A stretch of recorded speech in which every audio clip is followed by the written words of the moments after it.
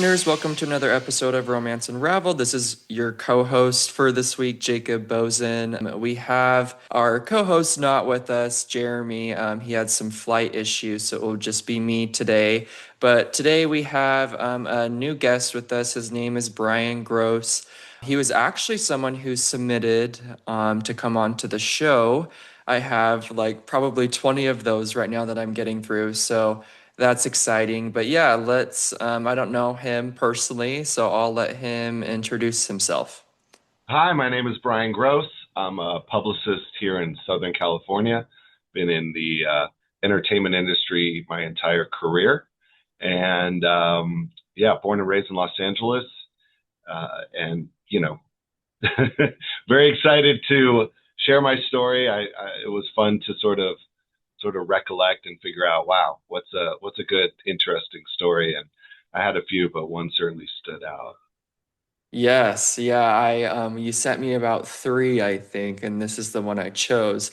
I honestly don't really remember what it's about, so it's going to be new information for me. But yeah, let's get right into it. Absolutely. So in 2011, it was the summer of. I was friends with this beautiful lady, but didn't think anything of it. We sort of worked in the same industry as far as what I did. She was a journalist, and she did a little bit of everything as far as marketing and whatnot. But we just sort of had a rapport. And one day she's like, "Hey, I'm actually going to go out to Chicago for the Lollapalooza festival. Is this something you'd be interested in?" Funny enough, in '94, I actually worked for Lollapalooza. I was an assistant to the publicist for the tour at the time, and I made about $4 an hour and worked about 12, 14 hours a day that summer in the offices of William Morris, putting together press kits and whatnot. So it was Wow. kind of like, sure, why not? I'm familiar with it, and I still knew people with the tour. She was in like a Facebook group and all these people. So they had coordinated the rooms and the air. And so I just flew out and said, why not? And I've sort of lived by that motto my whole life. Connected with her I think I got into Chicago Thursday afternoon and met up with her. We had hung out before, but nothing of any sort. And then met the group of people that she was with, and a couple of which I've actually remained friends with over the years. This is now, 14 years ago. And then we, hung out that night, chilled out, and then Friday it was off to the festival. And from there, I was able to hook us up with some VIP passes. So felt like I could throw my weight around and get us something more than the GA tickets that she had had. And so, with that, we were able to go from stage to stage via carts and whatnot, via golf carts, and we also had access to free booze, which definitely was a major part of that long weekend. Um, but Did she know that you were like planning on the upgrade to VIP, or was this a surprise for her? I said I was going to try and do it, but I told her not to hold her breath. God forbid it didn't work out. So when it did work out, we were both pretty excited.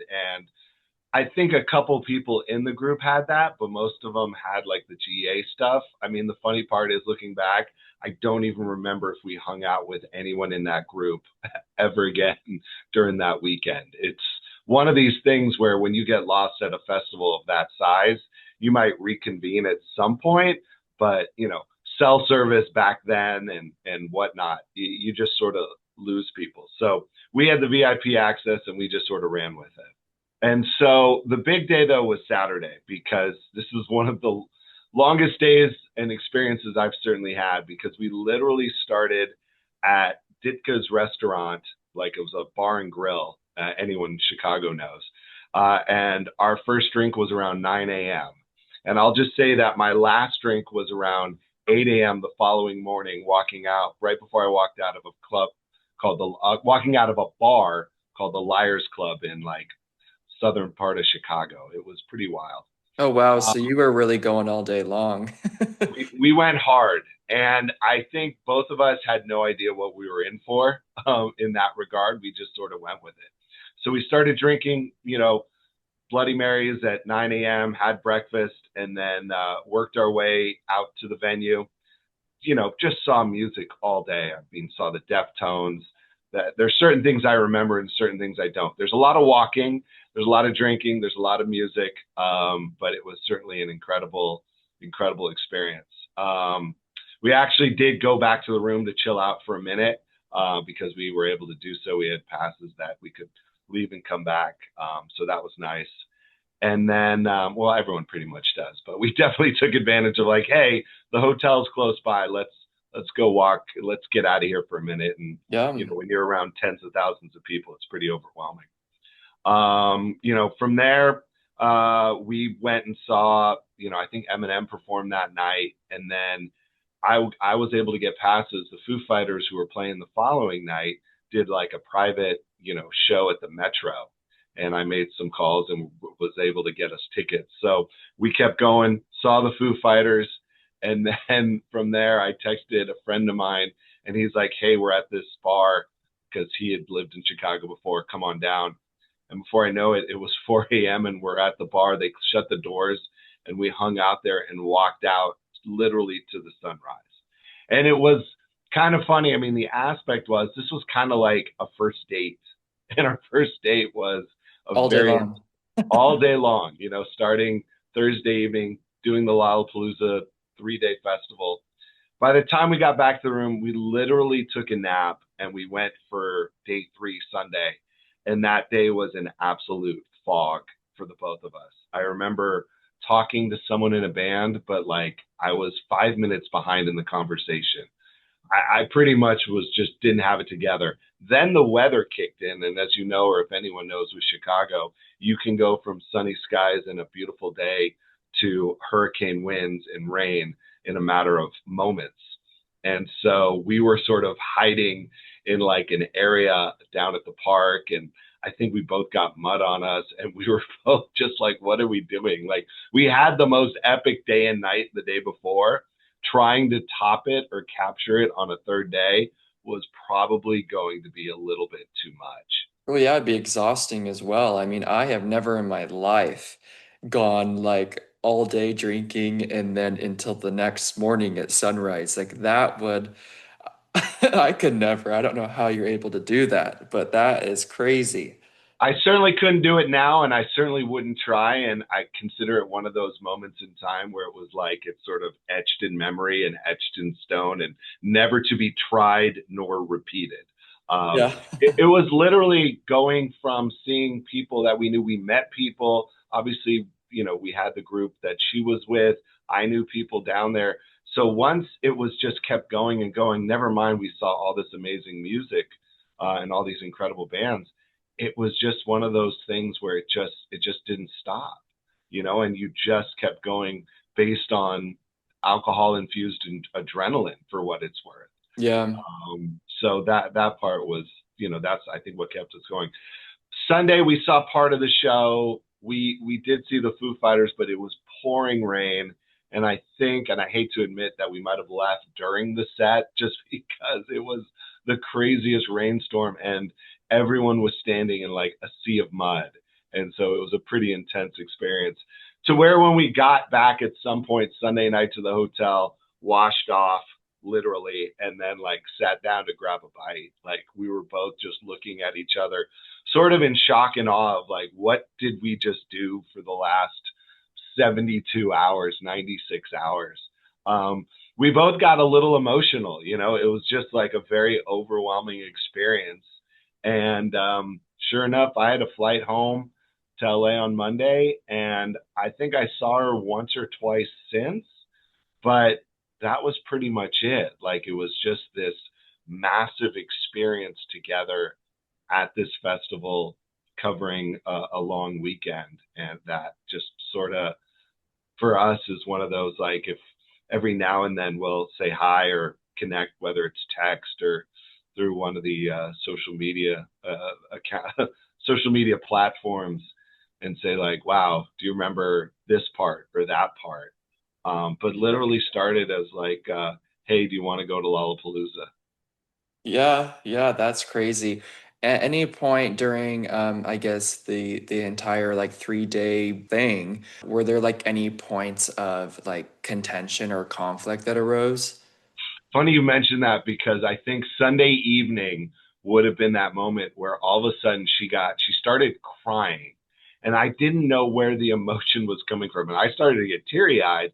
We never had any sort of bones of contention.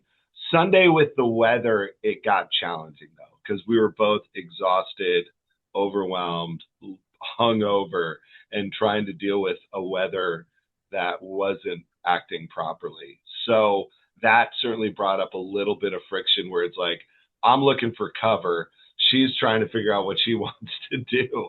And we're both still in full recovery mode, recovering at the third day of a festival. So I remember that got a little frictiony. And then, like I said, that night when we had dinner, she definitely got a bit emotional and caught me a little off guard. But for the most part, I totally understood it because I was feeling the effects of the experience as well. Like just when you say emotional, do you mean like she was just like it just wore down on her, or like because she was just tired and over it, or was there like something else that went into that?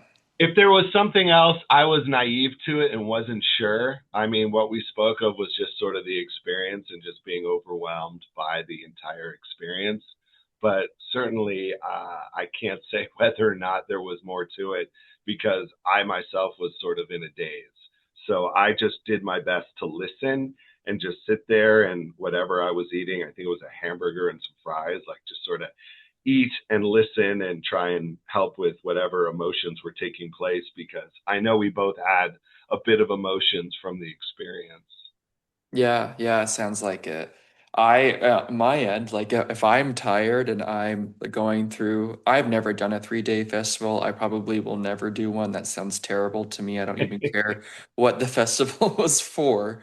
But if you're doing like, I don't know, 15-hour days where you are just constantly on the go, drinking, eating, and the whole thing, and then going to these concerts, which I would assume are like shoulder to shoulder, like concerts.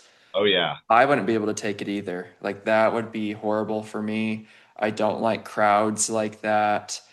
Like if I'm going to at a concert, I want a seat and I want it like I want to be able to sit down sometimes. Like I can't do the when you're like in a mosh pit sort of environment, especially in the mud. That does not sound fun. Yeah, I'm pretty much describing your nightmare scenario because everything you said in that moment of you would not want, we did. Literally. No seating, right? Standing only, shoulder to shoulder, mud and crazy weather on Sunday, packed crowds.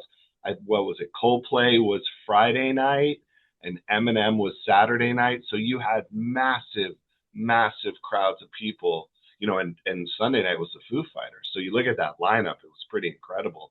Hopefully, and then you think of the diversity, right? A Coldplay audience, an Eminem audience, a Foo Yeah. Fighters audience. So now you've got diversity in the humanity that you're around. Speaking of pits, huge Deftones fan, and I just remember giving her my wallet and my keys and my phone, and I said, "I'm going in." And she just looked at me like stunned. And before I knew it, I just disappeared into the crowd, got as close to the stage, had bodies flying over my head, and was just all amassed in this sort of pit that was going on. Again, describing your worst nightmare. I was in that on Saturday afternoon, getting throttled during a Deftones set. I remember I took a couple photos of from the back, and it just looked like this war when I got out of it because I did not stay for the whole set. I get out and I look and I took some photos and it just looked like a war zone. It just was like bodies flying around everywhere for their set. It was pretty incredible to me, nightmarish to you. Yeah, there's not a chance in hell that I would ever in my life. Like that sounds horrible. Yeah. Um, so if I'm understanding correctly, so the two of you met through like a professional environment or through work, correct? Correct. Yeah, absolutely. Okay. So I'm wondering if like that created any sort of like tension or if it made either of you nervous in any way.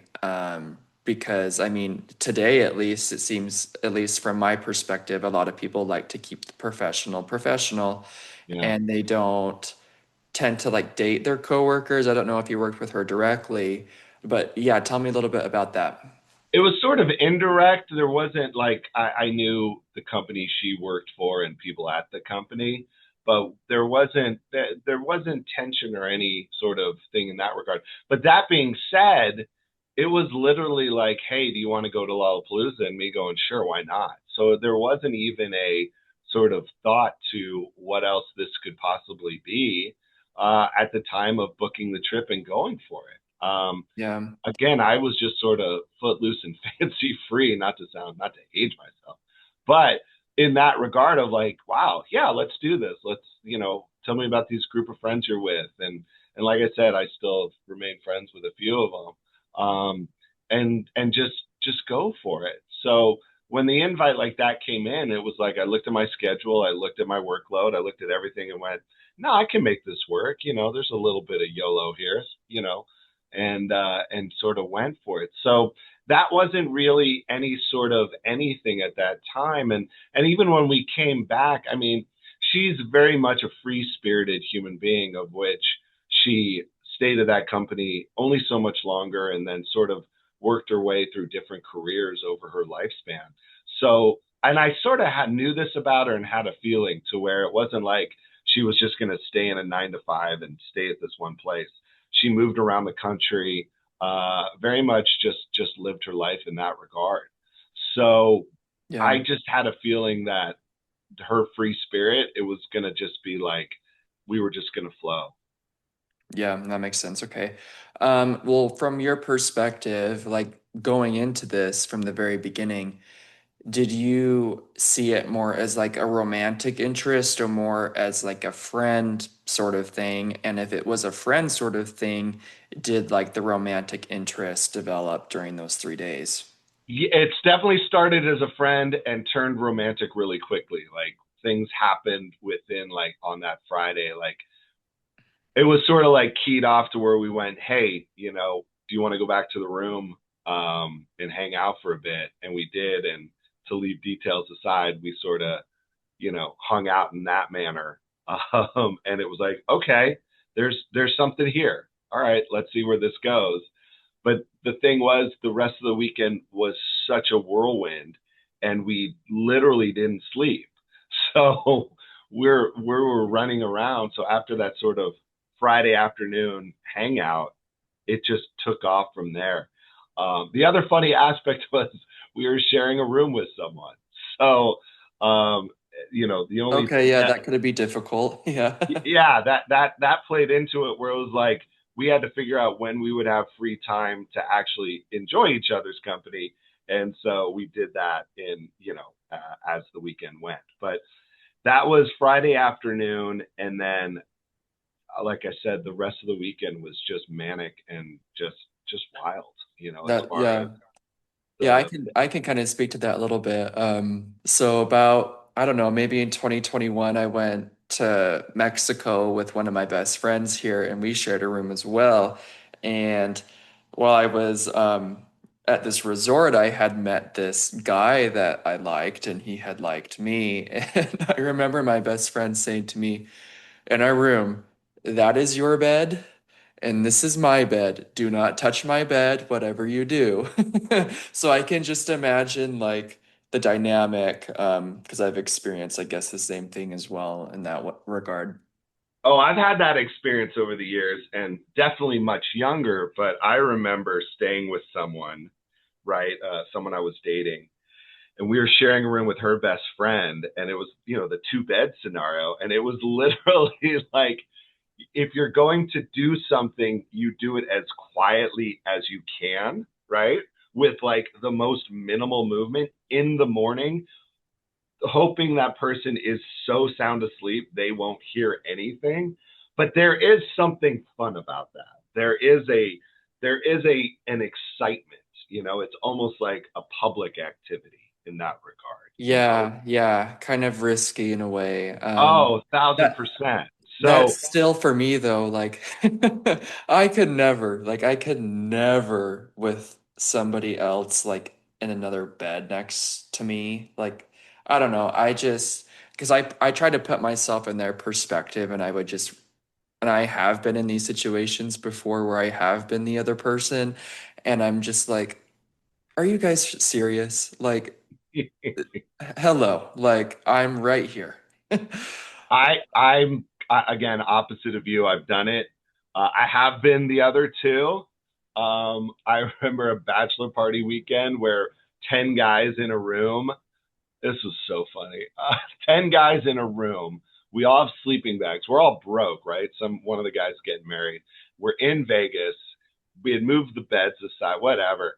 And I wake up and one of the guys had met someone and I look over and I just see him and I'm like, oh man. I said, like, did you get laid last night? And he looks at me and he points at his sleeping bag. And I went, oh, I mean, did you get paid last night? Thinking like I could word it as in like he won some money gambling. And he just started, we both just started cracking up because I had no idea said person was also in the sleeping bag with him at that moment. I was like, That's whoops, funny. my bad. Yeah, yeah, I can only imagine.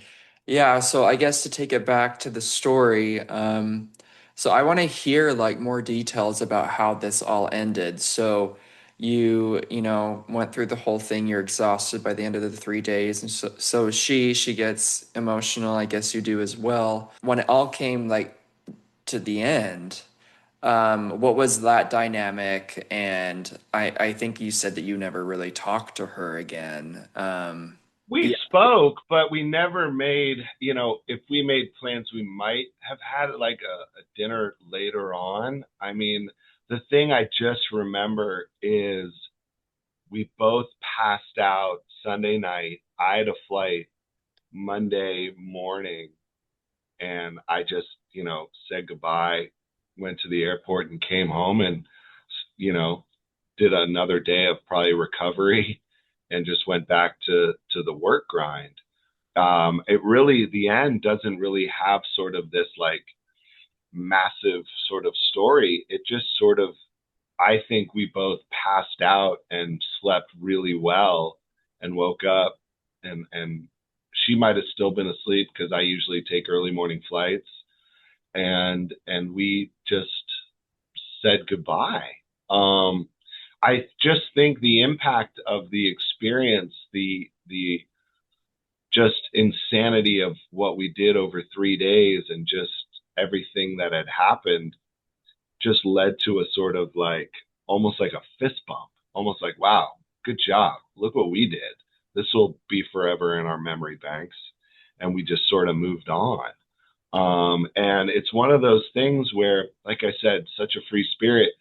Every few years, I'll get a random like text or a random instant message of like, "Hey, just I'm I saw this and thought of you, and I'm out here living in said city somewhere in the world. Frankly, I mean, I know she's lived outside of the U.S. as well, to where it's like, oh, how you doing? What's going on? And I just know wherever she is and whatever she's doing for her happiness and she's doing something she wants to be doing. Like no one Yeah. gets in her way and no one tells her what she can and can't do. And, I sort of felt that vibe when I was with her and just realized, hey, you're not going to, this is someone that's going to do whatever the hell they want and you're just going to get out of the way.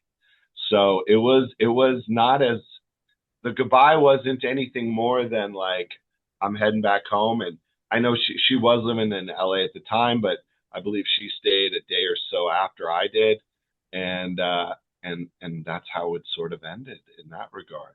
Okay, yeah. Did you create any feelings of attachment to her? I guess I could say it like, was it sad for you in any way when it ended? Because I mean, would assume that you kind of knew or thought that you might not ever, see her again or have a similar experience with her again. There were definitely feelings, but I think I sort of just let them go. And I think based on just the intensity of the experience and the overwhelming nature of that, I just sort of, was like, okay, if there's anything more, great. But if there's not, we had this. Like no one can take that away from us. And so that was the mindset in that regard of like, wow, okay, we've just had like, how are you going to top that? You know, if you have such an incredible, overwhelming, exhausting experience with another person, you know, that's why I think they say things like taking it slow. This Yeah. couldn't have been more opposite of taking it slow. So to try and capture that in a bottle twice, I think would have been near impossible. And so any sort of emotional value or anything hanging on was definitely let go in regards to, hey, that was pretty incredible. I don't think we can top that. And sure, I don't know if we even want to try to. Yeah. So I would look at it in that regard. Great. Well, great story. Do you have anything else that you would like to add to it? No, I mean, other than, you know, I'm a big proponent of why not.